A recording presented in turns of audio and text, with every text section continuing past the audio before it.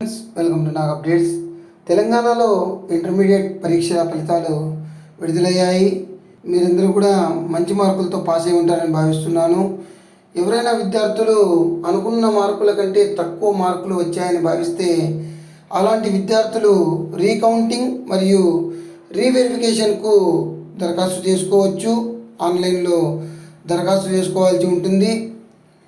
మనకు ఈ నెల 24వ తేదీ నుంచి మే 2వ తేదీ వరకు ఈ రీకౌంటింగ్ మరియు రీవెరిఫికేషన్కు సంబంధించిన ఫీజు చెల్లించాల్సి ఉంటుంది.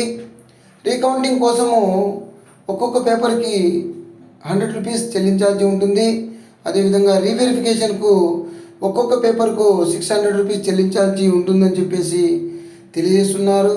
విద్యార్థులు tsbi.ccg.gov.in వెబ్సైట్లో రీకౌంటింగ్ రీవెరిఫికేషన్కు దరఖాస్తు చేసుకోవాలని చెప్పేసి అధికారులు తెలియజేస్తున్నారు. సో విద్యార్థులు ఏ సబ్జెక్టుల్లో మీకు తక్కువ మార్కులు వచ్చాయని భావిస్తున్నారో ఆ సబ్జెక్టులకు ఒక్కొక్క సబ్జెక్టుకు రీకౌంటింగ్ అయితే 100 రూపీస్, రీవెరిఫికేషన్ అయితే 600 రూపీస్ చొప్పున కట్టండి. మీ కాలేజీకి వెళ్ళి మీ ప్రిన్సిపాల్ గారిని సంప్రదించండి. వాళ్ళే దాదాపుగా ఆన్లైన్లో అప్లై చేస్తారు. All the best to you. Please like, share and subscribe my channel. Thank you.